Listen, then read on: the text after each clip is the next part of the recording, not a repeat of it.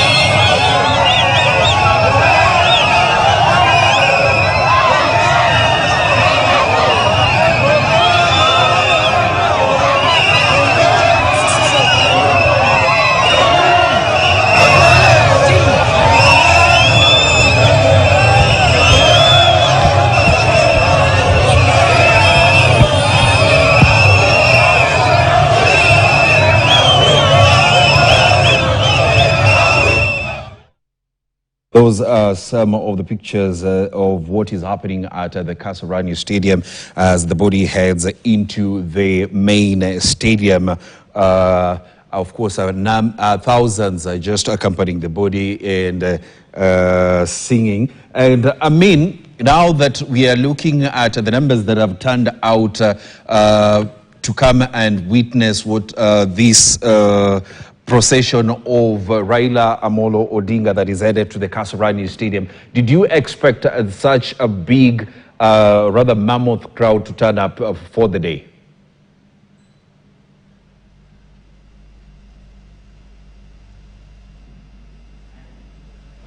Well, I mean, if you can hear me, my question is, did you expect such a mammoth crowd to turn out today as they joined the procession for the body of the late Raila Amolo Odinga as it heads into the Kasarani Stadium?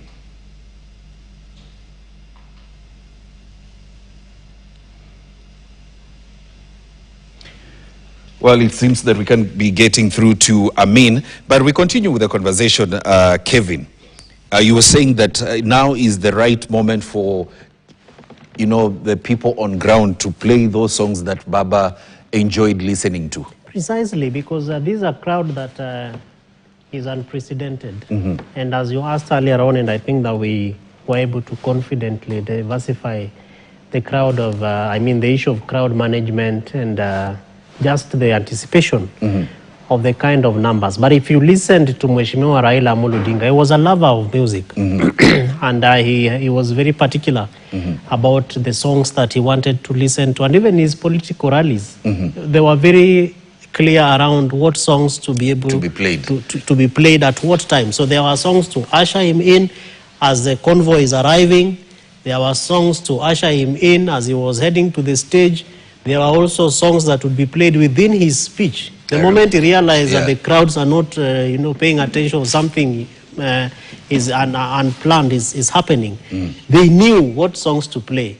And even whenever I remember one time when they had their new rally, I think was it in Western, when the DJ played a wrong song. And he said, DJ, see you, ile. And people were like, yeah, because that really is a kind of free environment that Mheshimiwa Raila Amolo Odinga expected for people, so that when things are not working, you bring in the leadership aspect and you think ahead of the people. And I think that for this particular, crowds that we are seeing, of course, part of the plan, I imagine, is to allow people to mourn Raila Amolo Odinga is in their natural form. But remember that ultimately this casket is going to get into Kasarani. And the question is going to be, and then what? Because to the political class, despite the fact that this is being managed by the military as well, is also a moment to shine. Where for those who want to take some pride in what they have done or how they behaved, or also to dispense their last respects to Agwambo, this would probably be that particular point. But fact of the matter and the truth on the ground is that not all of them will be able to speak. So this is the point at time when if it was properly planned, then as the casket is arriving, you also have speeches going on. So you have even some members of the crowds coming in, identified in a, of course, just ask them, nani nataka kusema kitu kwa baba, and they come, you line them. That way people begin to see that they are appreciated, that they didn't waste their time, they are part of that particular process. So that when the casket comes in, you tell them, sasa baba amefika. Of course, they will celebrate. Those who want to cry and mourn like myself, we will do. But they know that this is a process that has been going on and that there is leadership that is already taking place and effect. So we allow the process to go on formally. So that organized respect that Mheshimiwa Raila Amolo Odinga had would also be evident in the kind of, the last processes that lead towards his burial. But we are here and we thank God that we will be able to see when ultimately he gets into Kasarani. Yes, I know that Ontuoma told us that there is a section of the VIP that is not being interfered with and all that because it is protected and people can be able to see.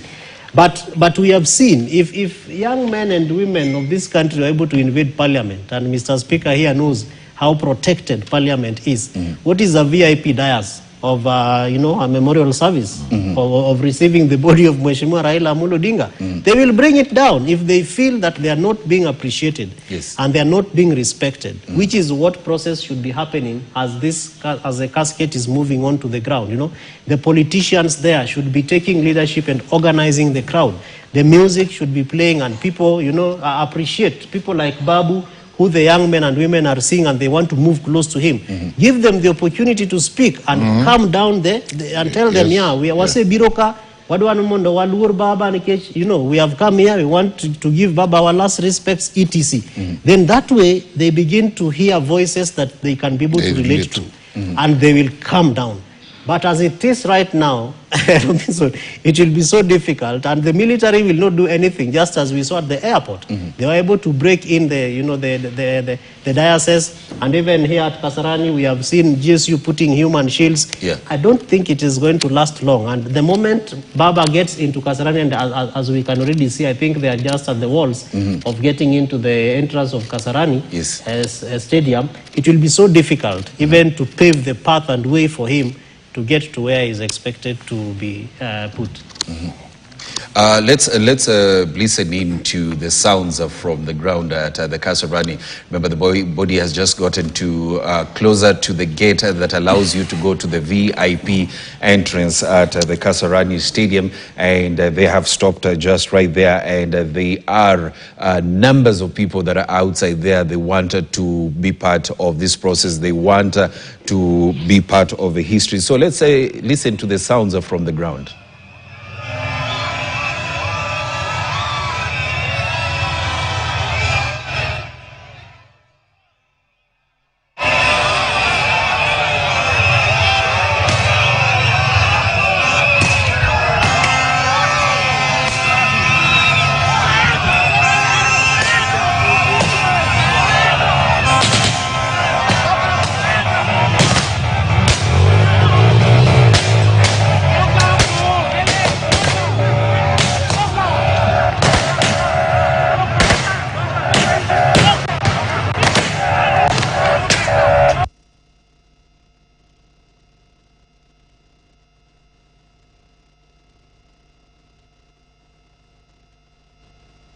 We have had some shots fired at the Kasarani Stadium. That is the entrance that leads you to the VIP, and I think it was just, they've been fired in the air just to disperse the crowd so that the vehicle carrying the body of the late Raila Odinga can get into the stadium. And of course, later we'll be crossing over to Francis Ontomwa, who's at the Kasarani Stadium, to give us more information on what is happening at the ground and why the shots were fired. Was it to disperse the crowd, or there was some scuffle that happened right there at the stadium? But those pictures show that people are getting into the stadium. That is the VIP entrance at the Kasarani. So anytime from now, the body should be getting there, and probably it will be taken to that dais that Francis Ontomwa had told us earlier. There is a VIP dais that had been set up. Probably that is where the body will be taken to.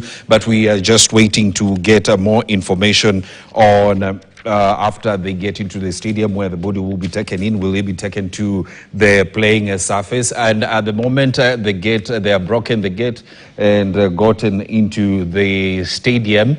And that was just a few minutes ago when they broke the gate and got into the stadium. So it's a situation where security have had to come in and fire some shots into the air to disperse the crowd or the military rather, to disperse the crowd that was building up there and that was obstructing the vehicle that was carrying the body of the late Raila Odinga from getting into the stadium. And Kevin, as you had earlier said, the problem is not even the vehicle that is carrying the body of the president, of Raila Odinga, getting into the stadium. Yeah. The problem is after it gets in, exactly. What next? Because it looks like there is no clear plan.